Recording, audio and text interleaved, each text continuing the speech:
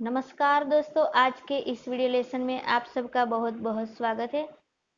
दोस्तों, कक्षा 6 हिंदी विषय में इकाई 2 बचपन संस्मरण लेखिका कृष्ण सोबती द्वारा रचित है। सबसे पहले दोस्तों लेखिका परिचय प्राप्त करते हैं। दोस्तों, इस तस्वीर में आप लेखिका की जो तस्वीर है उनके चेहरे को देख सकते हो, उसकी कार्यशैली भी देख सकते हो कि वो क्या कर रहे हैं। सबसे पहले हम कृष्ण सोबती का जन्म का परिचय प्राप्त करते हैं। कृष्ण सोबती का जन्म गुजरात में 18 फरवरी 1925 को हुआ था। भारत के विभाजन के बाद गुजरात का वो हिस्सा पाकिस्तान में चला गया है। विभाजन के बाद वे दिल्ली में आकर बस गई और तब से यही रहकर साहित्य सेवा कर रही है। इन्हें 1980 में जिंदगी नामा के लिए साहित्य अकादमी पुरस्कार मिला था। 1996 में इन्हें साहित्य अकादमी का फेलो बनाया गया, जो अकादमी का सर्वोच्च सम्मान है। 2017 में इन्हें भारतीय साहित्य के सर्वोच्च सम्मान ज्ञानपीठ पुरस्कार से सम्मानित किया गया है। यह मुख्यतः कहानी लेखिका है।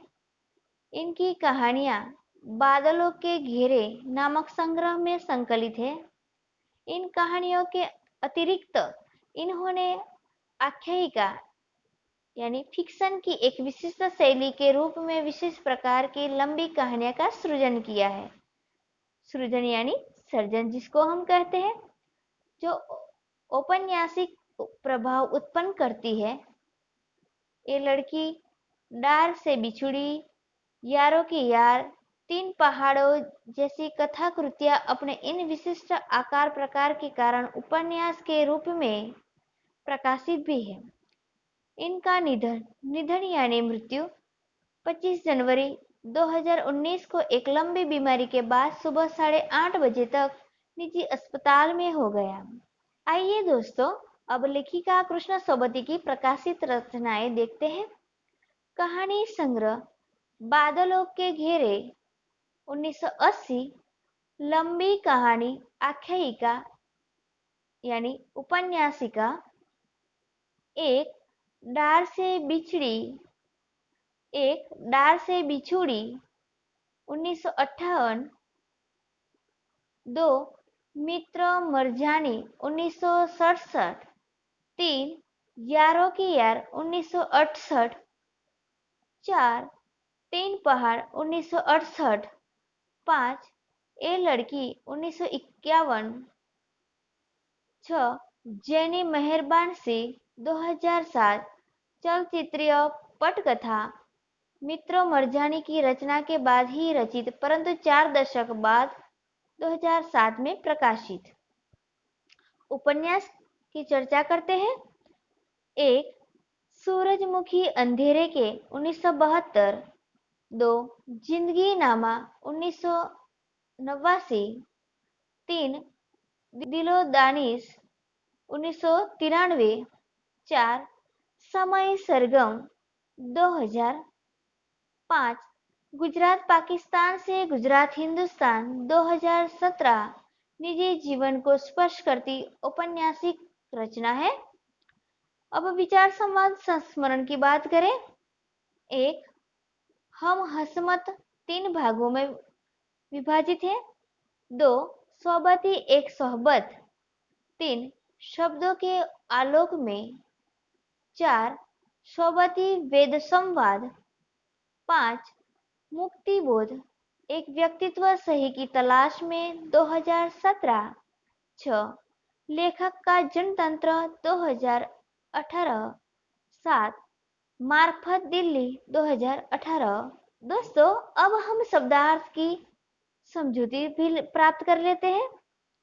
जीजी यानी बड़ी बहन, शताब्दी 100 साल का समय, दशक 10 साल, फ्रिल झालर, चलन प्रचलन में, केस्टर ऑयल जैतून का तेल, खुराक निश्चित मात्रा, मनाही शनिचर शनिवार, किस्म प्रकार आराम देने वाली, फर्क, अंतर, स्टॉकिंग, बड़ी जुराबें, शनिचर, शनिवार, इतवार, रविवार, मितली, उल्टी होना, उल्टियाँ, निरा, केवल, कमतर, कम, अच्छा,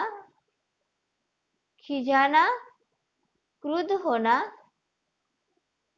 सुविधे, सुविधाजनक, दिलचस्पियाँ, रुचियाँ, छुटपन, बचपन, रफ्तार, गति, नन्ही हाथ, नानी का घर, अटपटा, अजूबा, शाइना यानी होशियार।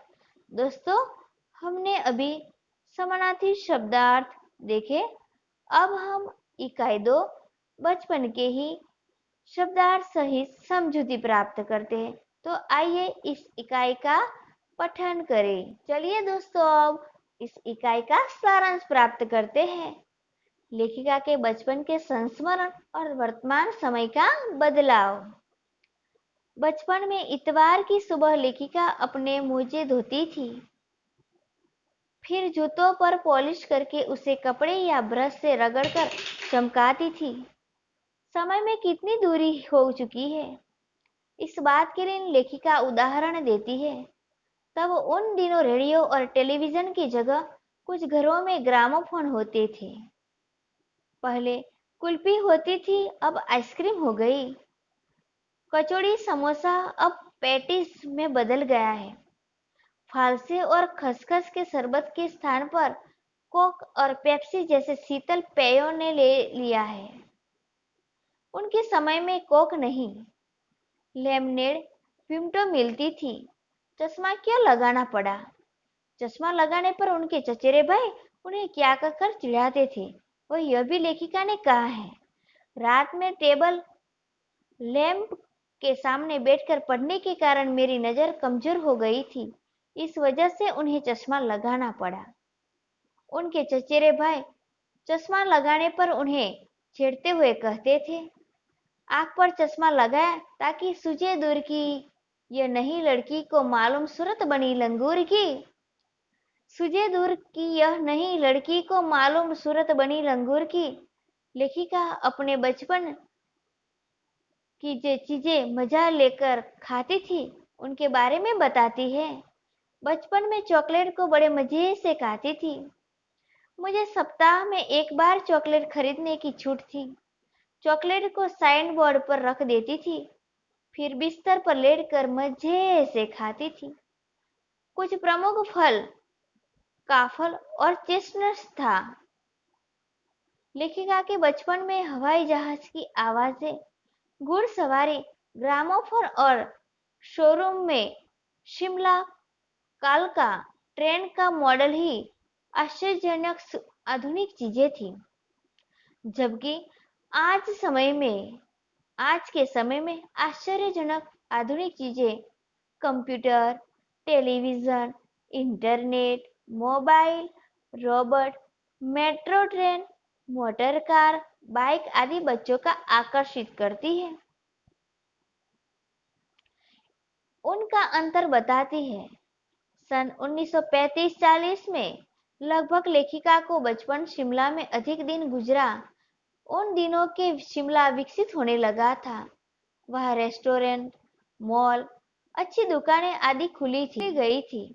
छोटी छोटी पहाड़ियों से घिरा शहर, चढ़ाई चढ़कर गिरजा मैदान पहुंचना और उतरकर मॉल जाना, ये सब घटनाएं सुखद थी।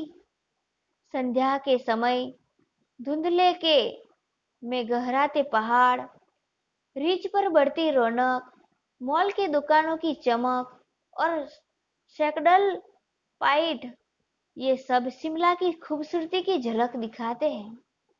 बचपन में लेखिका रंग बिरंगे कपड़ा पहनती थी। उन्होंने पिछले दशकों में क्रमशः अनेक प्रकार के पहनावे बदले हैं। लेखिका पहले फ्रॉक, उसके बाद स्कर्ट, लहंगे पहनती थी उन दिनों फ्रॉक के ऊपर की जेब में रुमाल और बालों में इतराते रंग बिरंगी रिबन का चलन था। लेखिका 3 तरह की फ्रॉक इस्तेमाल किया करती थी। एक नीली पीली धारी वाला फ्रॉक था जिसका कॉलर गोल होता था।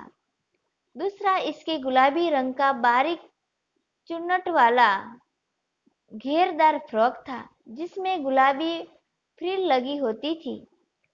लेमन कलर के बड़े प्लेटों वाले गर्म फ्रॉक का जिक्र करती है जिसके नीचे फर टेकी थी।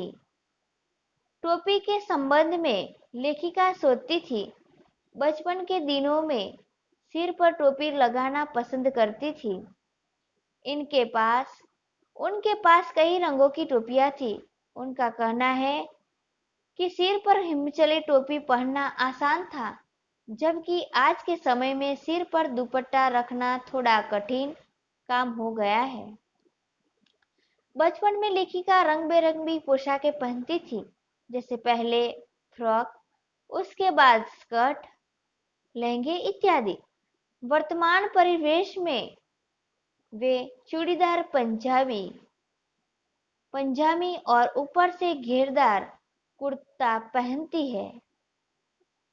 ऐसा वर्तमान समय के संदर्भ से मालूम पड़ता है।